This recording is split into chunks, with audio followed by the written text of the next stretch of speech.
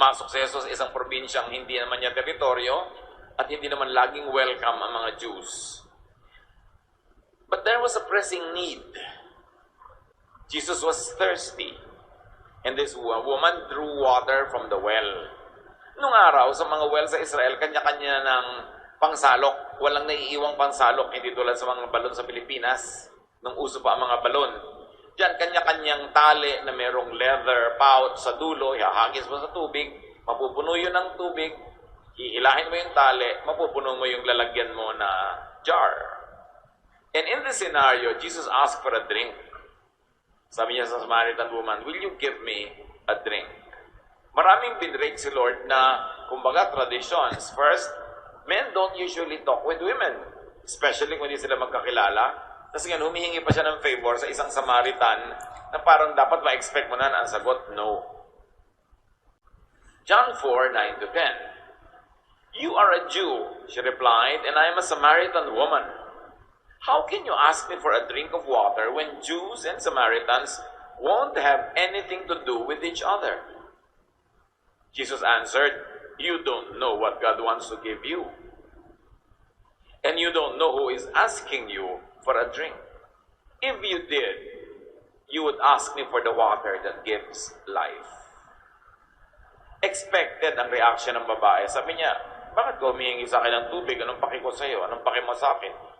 Hindi naman magkakaibigan ng mga lahi natin." At sabi ni Lord, hindi mo alam kung anong gusto sa iyong ibigay ng Diyos. At hindi mo kilala kung sino ako na humihingi sa iyo ng tubig. Kung alam mo lang pareho yon, hihingi ka nung gustong ibigay sa iyo ng Diyos at bibigyan kita ng tubig na nagbibigay buhay. Immediately, there's a lesson for all of us to learn. Know what God wants to give you. To know what God wants to give you and to pray for it, that is called a Spirit-led prayer. Because God won't give you without prayer what He likes to give you through prayer. Kaya ang tunay na pananalangin, alamin mo muna kung ano ba talaga yung mga gusto ibigay sa iyo ng Diyos at yun ang hingin mo. Maraming hingi tayo ng hingi, hindi naman pala yun ang gustong ibigay ng Diyos, wala namang makakapilit sa Diyos eh. Kaya mahalaga, alam mo. At sabi ni Jesus, kung alam mo lang kung anong gusto ibigay sa iyo, yun sana ang hihingin mo agad at ipagkakaloob. Isa pang lesson dito mga kapatid, know Jesus. Hindi niya kilala. Sa niya, kung kilala mo lang ako, hindi ka aarte ng ganyan. At ibibigay mo yung kailangan ko, at meron naman akong ibibigay sa iyo na talagang yun ang kailangan mo, na baka hindi mo nga alam na yun ang kailangan mo sa buhay. John 4:11. "Sir," the woman said, "you don't even have a bucket, and the well is deep. Where are you going to get this life-giving water?" May sense naman yung babae. Except that ang ginamit lang niya, common sense. With the Lord, hindi lang common sense ang gagamitin mo, the higher sense. Water for physical thirst. At dahil yun lang talaga ang kanyang isip, yun lang ang kaya niyang maunawa at maitanong. Sabi niya, "Ginoo, wala naman kayong pansalok, malalim ang balon, paano kayo kukuha niyang tubig na sinasabi niyong pwede niyong ibigay sa akin? Tubig na special." Jesus answered, "Everyone who drinks this water will get thirsty again. But no one who drinks the water I give will ever be thirsty again. The water I give is like a flowing fountain that gives eternal life." So here, Jesus differentiates physical from spiritual thirst. Sa isip ng Panginoon, dalawang thirst ang pinag-uusapan, kaya dalawang water ang pinag-uusapan. May physical thirst na binubusog ng physical water, at mayroon pang isang deeper thirst, a deeper longing, which is spiritual, na ang pwede lang bumusog ay yung spiritual water na gustong ibigay ng Diyos sa babae at sa ating lahat. Kaya lang, hindi niya hinihingi. Physical thirst needs repeated drinks. And for this, people work repeatedly. Yung babae na yon, meron siyang banga, pupunuin niya yun ng tubig. Pagdating niya sa bahay, she will feel nice about it dahil may tubig siya. Pero tuwing kukuha siya doon, alam niya na paubos ng paubos yung tubig na yon. Kaya kailangan niya naman niyang lumabas uli, umigib, para magkatubig na naman. Paulit-ulit na pangangailangan, paulit-ulit na paghahanap ng tubig para matugunan yung pangangailangan na yon. At yun ang ginagawa ng babaeng yon. Araw-araw umiigib siya doon, pabalik-balik, at lagi namang kahit gaano karami ang kunin niya, darating ang panahong ubos na uli yon, uhaw na naman siya. But people have a deeper inner thirst. The spiritual one. The thirst of the soul and the spirit. At mas nakikilala natin yon, mga kapatid, mas napaghihiwalay natin yung magkakaibang uhaw na yon, mas lilinaw sa atin kung paano iinom nung tabang inumin, kung paano mabubusog ang gutom, paano mapupunan ang kulang. Dahil sabi ng 1 Thessalonians 5:23, may your spirit, soul, and body be kept healthy and fit and faultless until our Lord Jesus Christ returns. So here, 1 Thessalonians is speaking about three major components of the human existence.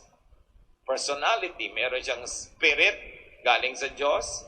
Meron siyang soul, yung personality niya na nidevelop lang dahil sa interaction ng kanyang katawan sa environment at ng kanyang isip, ng kanyang development, ng culture, ng upbringing. And then there is the body. So soul, spirit, body. Lahat yon may needs. Merong need ang body. At yun ang iniigib ng babae, yung tubig. Pag hindi niya alam, meron pang need na mas madiin, mas malalim, na gustong punan ng Diyos, yung pangangailangan ng soul, ng emosyon, at ng spirit. Ng espiritong nanggaling sa Diyos, na siyang babalik din sa Diyos.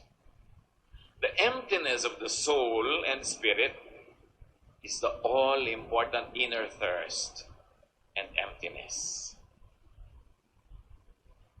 Kaya may mga taong mas mababutihin pa nilang mahirap na lang sila pero kasama naman nila yung mahal nila sa buhay. Ibig sabihin, mas pinapahalagahan nila yung comfort ng kanilang emotion, ng kanilang soul, kaysa comfort ng kanilang body. Meron naman mga tao na kahit magkanda hirap-hirap, hindi nila lalabagin ang kanilang religious belief dahil para sa kanila mas mahalagang busog ang kanilang spirit kaysa ang kanilang katawan nakakain ng masarap at maginhawa. So, iba-ibang pangangailangan dapat na-delineate, na pag-iiba-iba para malaman mo kung alin ang uunahin, alin ang papahalagahan. Spiritual thirst could receive a one-time, for all time, drink. So, habang ang pangangailangan ng katawan ay paulit-ulit na babalik at kailangan mo uling pakainin, pero yung pangangailangan ng Espiritu, pag hiningi, pag ibinigay ng Panginoon, sapat na yon, na hindi ka na magpabalik-balik pa dahil sapat yun sa'yo lagi. Yung pag-ibig ni Jesus, yung pagmamahal ng Diyos na sapat. Yung pag-ibig at pagmamahal ng Diyos na kahit nahihirapan na yung katawan, kahit nahihirapan na yung emosyon, may pinagkukunan ka ng lakas, may pinagkukunan ka ng ligayang mas malalim kahit sa anumang uri ng ligaya na kaya mong harapin ang lahat ng bagay. Yun ang sabi ni Lord, kung kilala mo lang ako at kung alam mo lang ang gusto ibigay sa iyo ng Ama, hihingi ka nun at ibibigay ko sa iyo. Bakit ka umiimbento ng gulo? Bakit trouble ang inilalabas mo? Bakit conflict? Ba't hindi tayo maghanap ng pagkakasunduan natin na ikabubuti mo?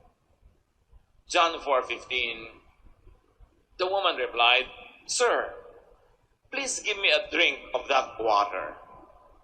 Then I won't get thirsty and have to come to this well again. So there's confusion here.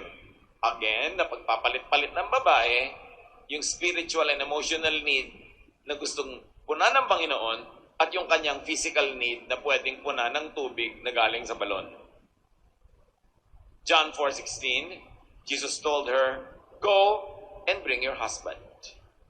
So, nung ang babae ay naging interesado na dun sa water that gives life, or in some versions call it living water. Sabi niya, bigyan niyo po ako ng tubig na ito para hindi na ako mauhaw pa muli. Sabi niya, tawagin mo yung asawa mo. Umuwi ka muna, sunduin mo ang iyong asawa. What's the relevance? What's the connection of the man to the issue of thirst? Lumalalim yung kwento. Papaganda. John 4:17 to 18. The woman answered, I don't have a husband. That's right. Jesus replied, you're telling the truth. You don't have a husband. You have already been married 5 times, and the man you are now living with isn't your husband. Magkaroon ka naman ng ganyang kausap na alam ang buhay mo. Sabi niya, wala po akong asawa. Tama, nakalima ka na ng asawa, pero yung kalimin mo ngayon, ay hindi mo asawa. Tama ang sinabi mong wala kang asawa. Remember that this is non-judgmental. Hindi hinusgahan ng Panginoon yung babae, sa katunayan, hindi pinagalitan. Napansin niyo ba? The Lord was just factual. Sabi niya, what you said is right. You have no husband. You've had 5, and now you're single again. She must have gone through a series of marriages and divorces. And the Lord says, now the man in your house isn't really your husband. So, kung ating susuriin tong kwento na to, the woman goes to the well for her physical thirst. Okay. Uhaw ang katawan mo, umigib kang tubig. Sige, okay yan. But the woman goes to men for the thirst of her soul and her spirit. Umiigib siya ng tubig para punuan ng uhaw ng kanyang sikmura, ng kanyang katawan. Pero ang dami-dami ng lalaking pinagsalin-salinan niya dahil may hinahanap siya na pangangailangan ng kanyang emosyon, ng kanyang soul, at probably akala niya pati ng kanyang spirit. Pero kung natatagpuan niya yung hinahanap niya sa mga lalaking yun, edi sana tumigil na siya. Nakakalima na nga, eto may 6 baka pakasalan na naman niya to.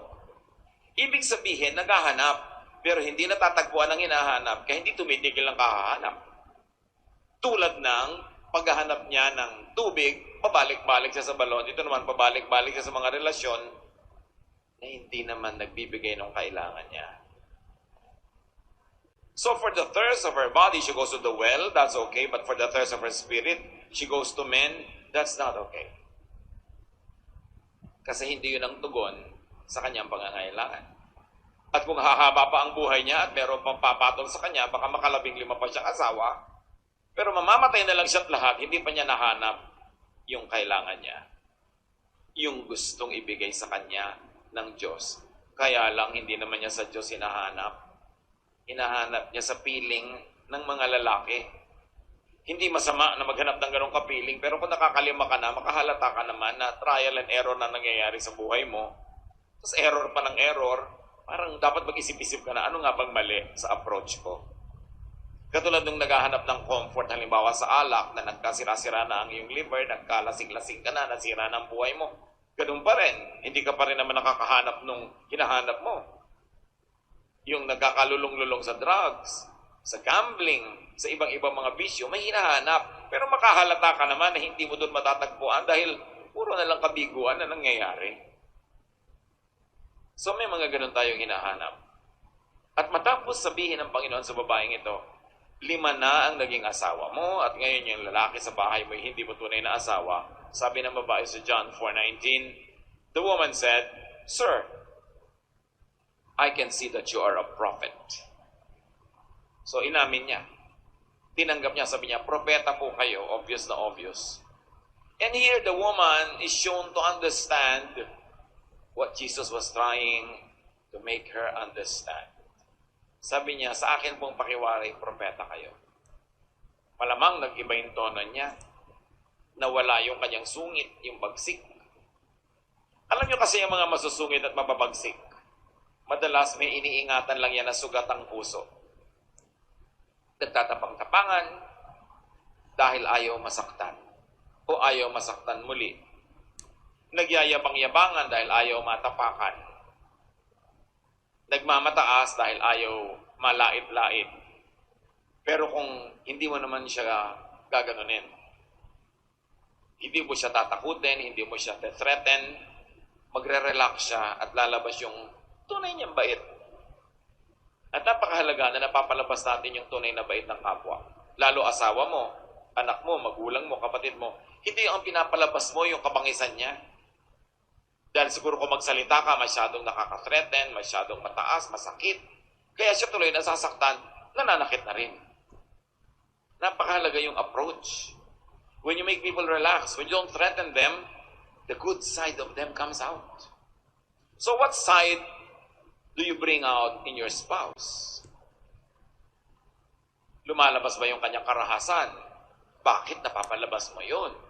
Dapat nagtatanong tayo. So balik sa kwento, John 4:25-26. The woman said, I know that the Messiah will come.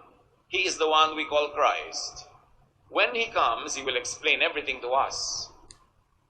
I am that one, Jesus told her, and I am speaking to you now. So ang pinawag ng Panginoon, hindi na future tense pa ang solusyon sa kailangan mo. Ngayon na, masulutas na yan. Heto ako yung inaabangan mong Messiah. Dala ko ang sagot sa iyong pangangailangan. So Jesus reveals who was asking for a drink, the Messiah himself. And Jesus reveals what God wants to give to the woman. In effect, Jesus was saying, give me your water and I'll give you mine. There's an exchange. Kaya humingi siya ng tubig, sabi niya, give me water. Para yung babae naman, sasabihin sa kanya, well, I give you my water, give me your living water. May exchange. At si Lord ang nagpasimula ng exchange na yon. An exchange is important in your relationship with God. Hindi pwedeng one way.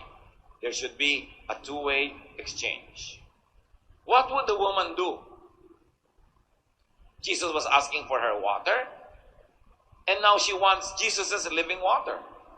And she was amazed that Jesus knew her life, and in spite of that, did not judge her. Yung mga Hudyo, judge ka niya.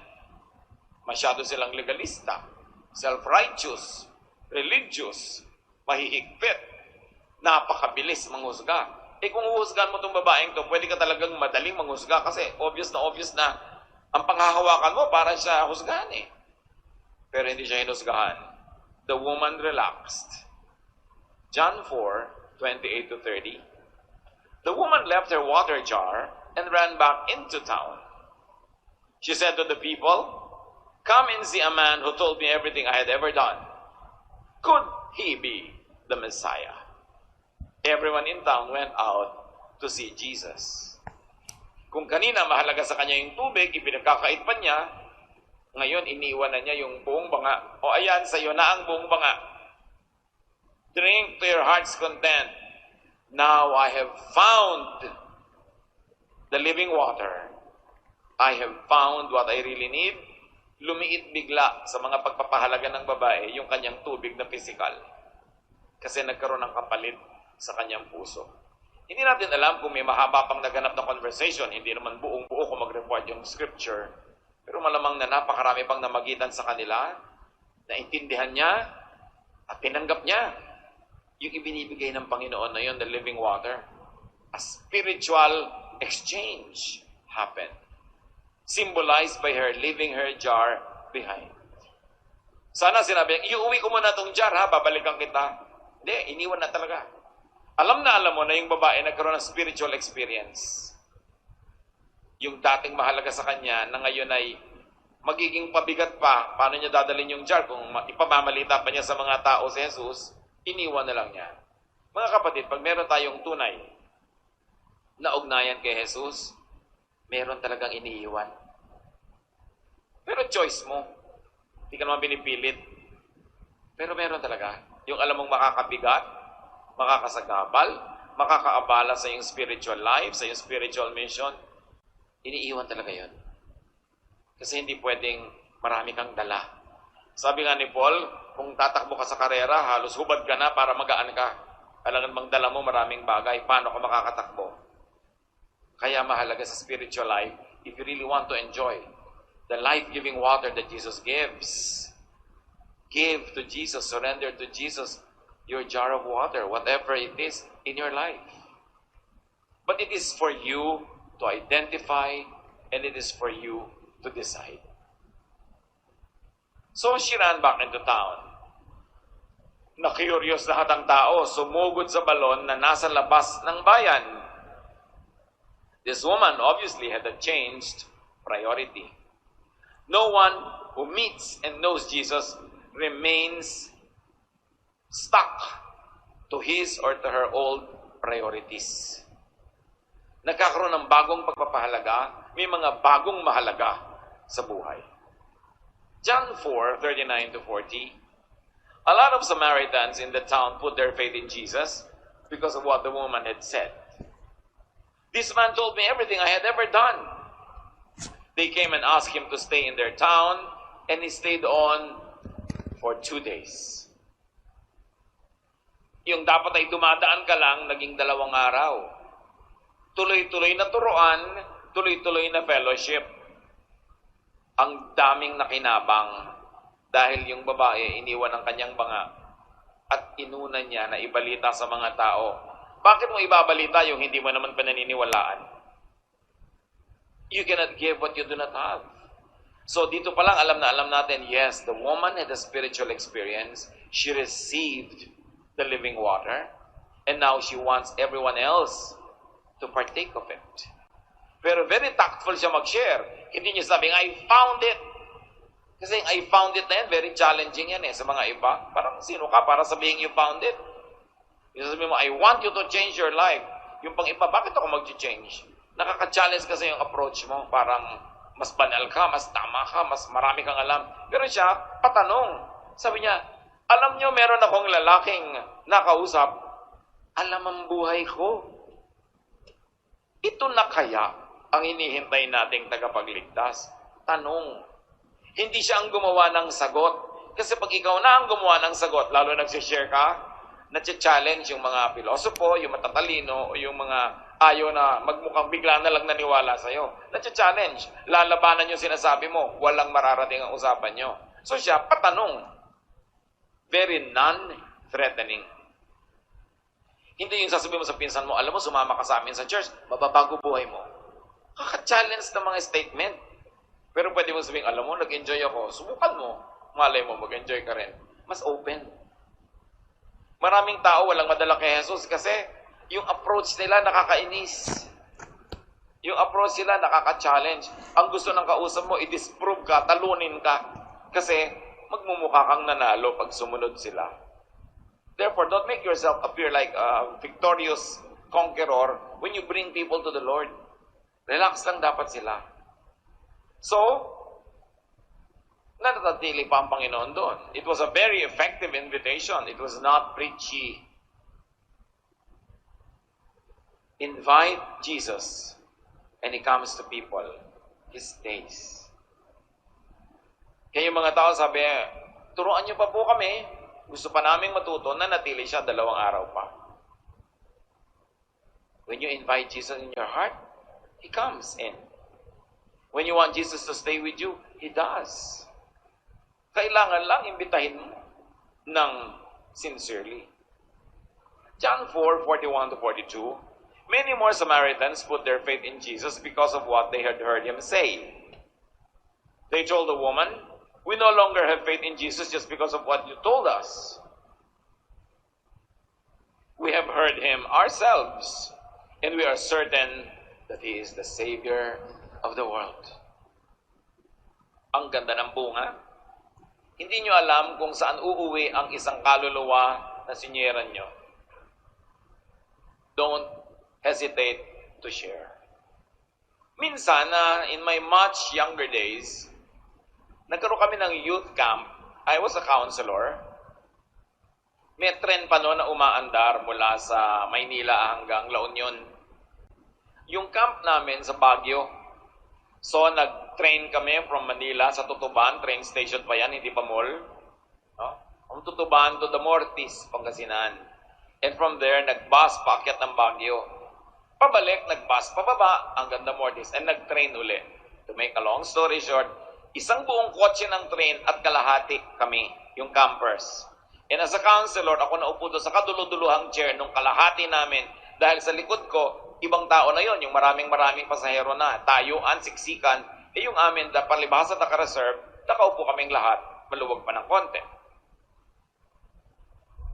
Sa biyahe namin ganyan, nung nasa malapit na pumasok ng Tarlac, from Pangasinan, meron akong nakitang dalawang tao. Kumbaga, bakit parang meron akong naramdaman para sa kanila na inimbita ko makiupo sa tabi ng mga camper sa tabi ko dahil may konting space. Umupo naman ang dalawa. At syempre, masigasig kang mag-share ng gospel. Sinyera na yung babae, bababa na agad. So, binigyan ko na lang siya ng leaflet at bumaba na siya. May naiwan. No? Isang matandang lalaki, bababa na siya sa Tarlac. Tarlac. Napunta ako sa bahay ng kapitan.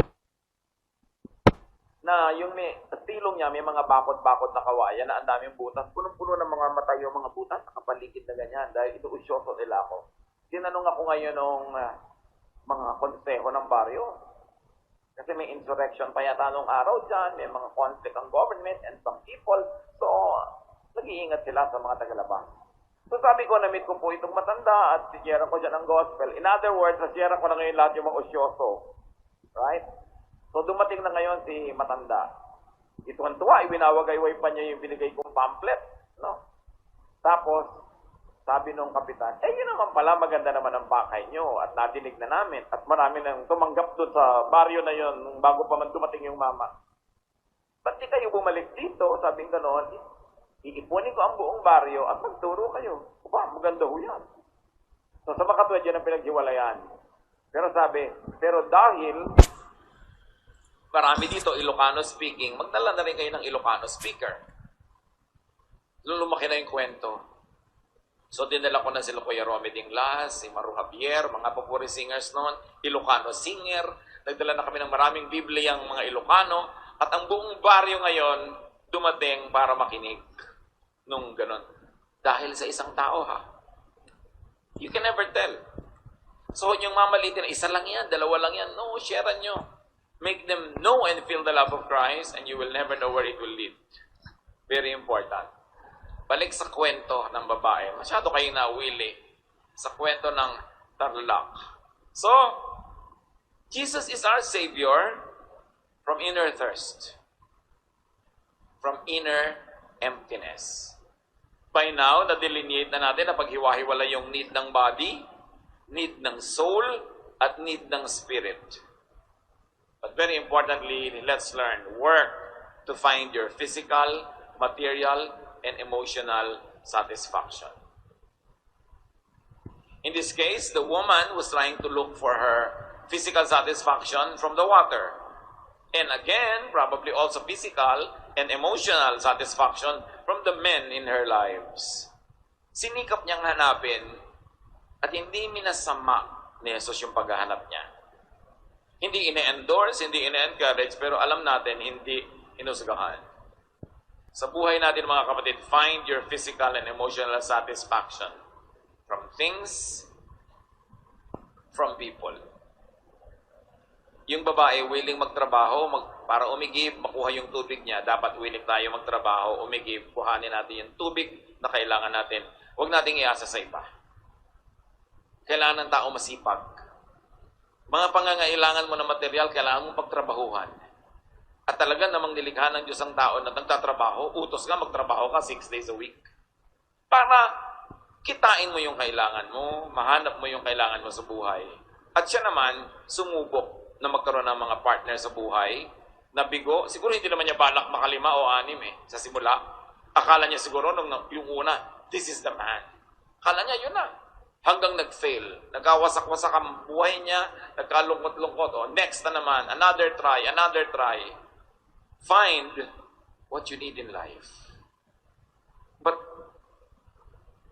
try hard not to damage yourself and other people. But what is important here, an underlying truth that obviously Jesus understood, do not be alone. Karamay, masasandalan, mamamahal, magmamahal sa Kanya, titingin sa Kanya, mag-aaruga sa Kanya at maaaruga niya. Kaya nagkanda trial and error ang buhay niya. Hindi niya sigurado na ginustong ganon ang abutin niya sa buhay. Hindi niya ginusto sapitin niya ang magkawindang-windang yung buhay niya at pasalin-salin siya kung kani-kanino. Pero sa mga paghahanap, sa mga kabiguan, sa paghahanap, yun ang inabot. And the Lord was so kind as not to judge her, not to embarrass her. The Lord just stated the fact. Huwag tayong manghuhusga ng kapwa natin na naghahanap. Naghahanap ng kahulugan ng buhay, naghahanap buhay para kumita, para yung kanyang mga kailangan ay makuha niya. Naghahanap ng pagtingin, naghahanap ng mamamahal. Walang taong gustong mapahamak. Walang taong gustong magpalipat-lipat.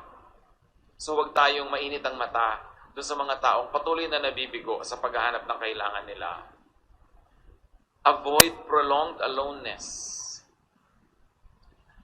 Understand people who are trying to get out of aloneness, who are trying to have friends, to have relationships.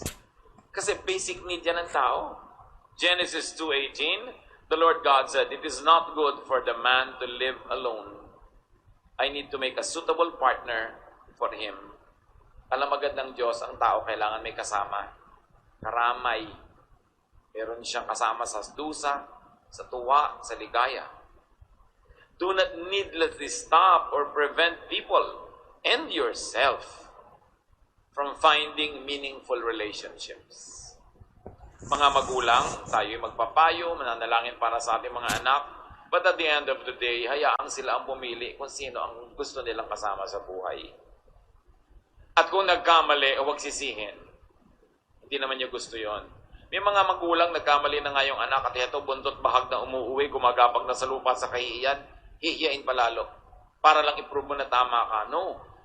Pag nagkakamali ang mga anak natin, mahal natin sa buhay, this is a time to show love. Yun ang panahon para magyan sila ng walang patakarang pagtanggap. Dahil kanino pa sila uuwi kung kayo ay malupit? Kanino pa sila susuling pag nagigipit na sila? Note that Jesus did not judge the woman. He did not. Jesus did not judge that woman on her having had many partners. She was searching. She was hunting, so to speak. At sabi nga nila, the heart is a lonely hunter. Talagang naghahanap. Let people find and have their own partners. Lalo't hindi ka naman willing na samahan siya. O hindi mo naman siya kayang samahan. Hindi mo naman siya kaya o gustong mahalin, huwag mo siyang hadlangan. Ang mahalaga, hindi niya ninanakaw kung kanino yung kanyang ine-enjoy. Kaya tao, kaya material na bagay, kaya anuman, hindi dapat nakawin. Doon ka magtiis kung ang gusto mo meron ng mayari. Pero yung hindi ka nagnanakaw, hindi ka nananakit ng kapwa, give yourself the break. Give yourself a chance and give others the same privilege. In other words, because God Himself said that it's not good for people to be alone, be sociable. Circulate. Make friends. Enjoy friendships. Relationships. Connect with people. We were created by God to connect. Marami tayong mga inner longings nandun because we are not connected. Or we are not connected enough. Mga mag-asawang hindi nag-uusap, magkalayo ang loob, magulang at anak, magkakalayo ang loob, magkakapatid. Hindi konektado. Pag ang tao hindi connected sa isa niyang mahal o nagmamahal sa kanya, humihina. Humihina siya sa maraming bagay. Sumasama ang ugali, nagiging depressed, lumulungkot, humihina pati katawan. Because God said it is not good for people to be alone. So be family. Be a friend. Be a partner. Just do not steal. Do not steal water. Do not steal people. And very importantly, brothers and sisters, Lalo sa atin, uso yung magkakahiwalay na mag-asawa, pamilya, because of the OFW phenomenon. Nagkakahiwa-hiwalay ang mga magulang at anak, ang mga magkakapatid. Do not overburden people with sentiments and with sadness. Pagka may mahal kayo sa buhay na malayo at hindi kayo laging naaalala, hindi laging nagmumukmok, ang totoo nun, dapat ikatuwa nyo kasi ibig sabihin, nakaka-adjust siya. Nakakasabay siya doon sa buhay na kung saan siya naroon. Kasi kung laging nandyan, lagi kang kausap, laging kayo ang magkakonect, ibig sabihin, wala pa siyang enough connections sa kanyang kinalalagyan, kailangan kanya lagi. At sabi ni Cristina Rossetti sa kanyang tulang, remember, better by far you should forget and smile than that you should remember and be sad. Kung talagang mahal mo ang isang tao, huwag mo siyang laging paghanapan na malungkot dahil magkalayo kayo. Huwag mo siyang paghanapan na lagi kang maalala, lagi kang hanap-hanapin at mamiss. Kasi mahihirapan siya. Kaya sabi ni Cristina Rossetti, mas mamabutihin ko pa na makalimot ka pero nakangiti kesa nakakaalala ka nga pero malungkot. Kumisan ego trip natin na nalulungkot yung mahal natin sa buhay dahil malayo sa atin pero kawawa naman siya, di ba? So hayaan natin siyang sumaya. Again, lalo kung mag-asawa kayo, pero not to the point na natetrete na yung relationship nyo na may iba na.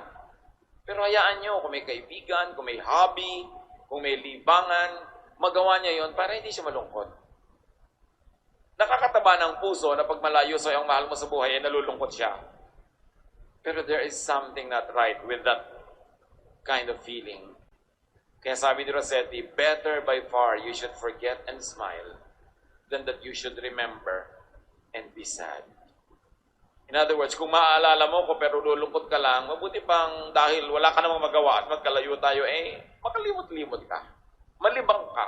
Gumawa ka ng magagandang bagay para hindi ka laging nagsesentimiento. That will make me feel good because I love you. Napakahalaga na i-set free ang mga tao sa ganon. Hindi yung papagiltihin mo pa, hindi mo man lang ko naalala, maghapon ka man lang, hindi nakaka-text, ganyan-ganyan, yung papagiltihin mo, anong gusto mo? Lagi siya malungkot. So, sinong mahal mo? Siya o ang sarili mo? May sacrifice. Pero ganun talaga ang tunay na pagmamahal. So, find what you need in things, in people. Walang masama doon. Basta hindi mo ninanakaw. But for spiritual feeding, nourishment and fulfillment, go to Jesus. Hindi mo makikita yun sa tao. Kumisan, palit ka ng palit ng tao, hindi ka nakakahalata, hindi naman tao yung kailangan mo, Diyos pala. Kaya pala kahit anong gawin mo, hindi mag-succeed kasi hindi naman yan ang will ng Lord para sa'yo. Ang will niya, matagpuan mo siya, mabigyan ka niya ng buhay na walang hanggan, mabigyan ka niya ng living water na hindi ko kayang ipaliwanag nino man kung ano yung living water na yon. Ang mahalaga, pag lumapit ka sa Panginoon, hiningi mo yon, kayong dalawa nag-uusap, at kahit hindi mo masyadong naiintindihan yun, naiintindihan ka niya, ibibigay niya yon. Go to Jesus and ask for that living water. To the point that you will be willing to leave your jar because it's no longer that important to you, whatever that jar is. Nakakalaya yun, ha? Yung dating akala natin, hindi ka mabubuhay pag wala, yung pala pwede pag nandun si Lord.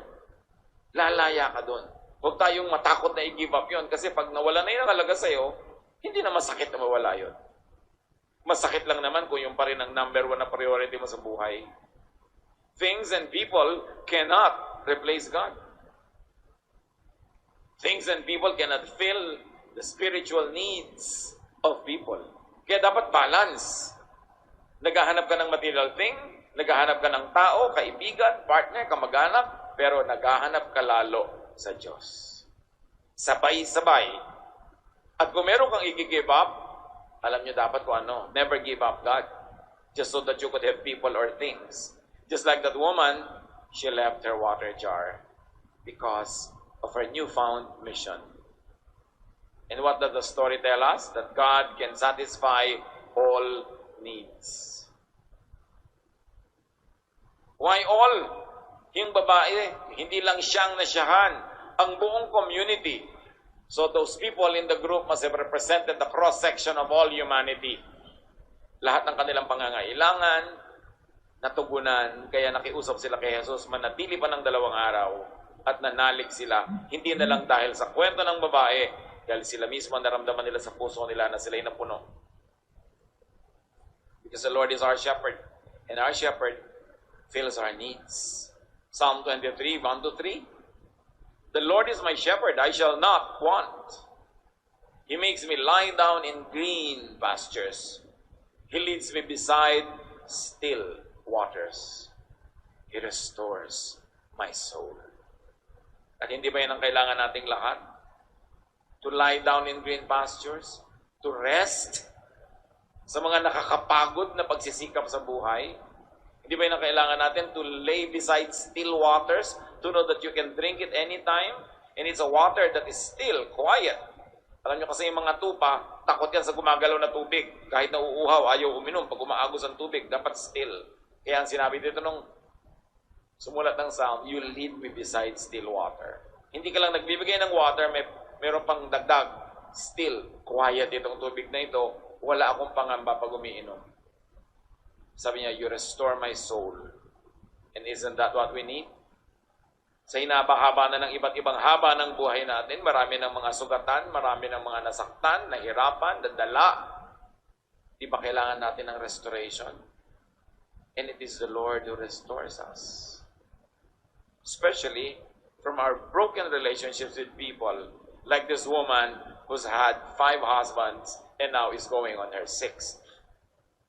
Fill your inner emptiness with people and with God. And help fill other people's inner emptiness too. Huwag tayo maging makasarili, na conscious tayo sa mga needs natin. May needs din ang bawat isang kilala natin. Meron din siyang kahinaan. Meron din siyang hinahanap. Na kung paulit-ulit siya nagkakamalit na sasaktan, imbes pagalitan mo, unawain mong naghahanap kasi. Hindi mapakali hanggang hindi yun natatagpuan. At kung makakatulong ka sa kanya na matagpuan yun, tulungan mo siya. At kung hindi ka makakatulong, at least huwag ka na lang sumagabal dyan at huwag kang manghusga at huwag mo nang dagdagan ang hirap ng kanyang loob. As it is, every person on earth has burdens. May kani-kanyang problema, kani-kanyang takot, kani-kanyang mga palabas sa buhay, kanya-kanyang kaartihan dahil sa takot na masaktan, mahirapan. Pero ang lahat may pangangailangan. And Jesus fills those needs.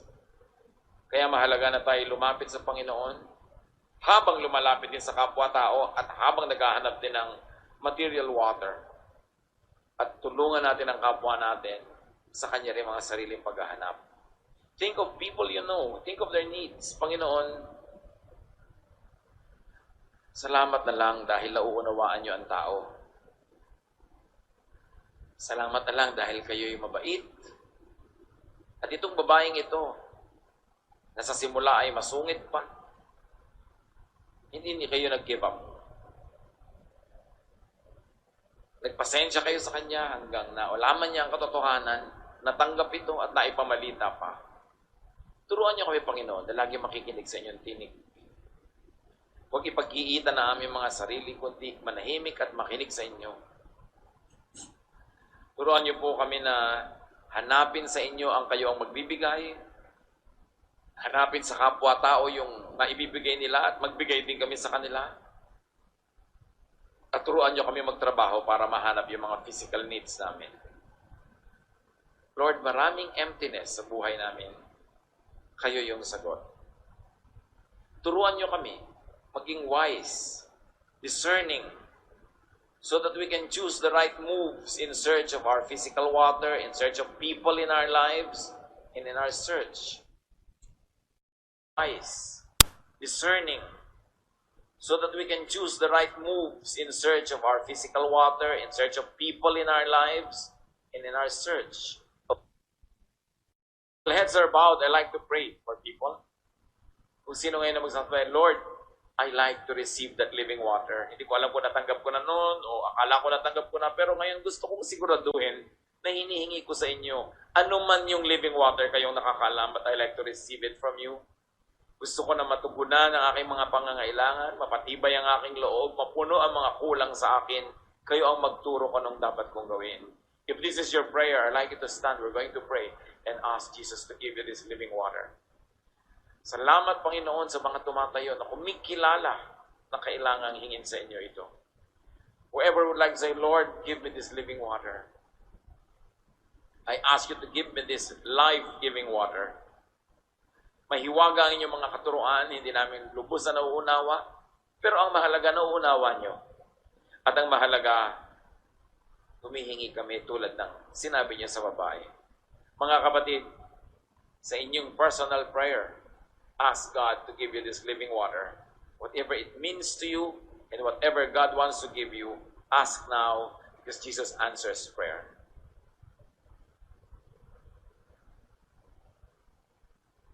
It's not always salvation. Living water could mean salvation. Pero hindi ko na-save ka na, napupuno na yung mga kailangan mo, nagkakaroon ka na ng katiwasayan, kapayapaan, o kasiyahan. So, you might need to ask for that special living water para mapuno ang mga kulang sa buhay. Do that if you like to stand.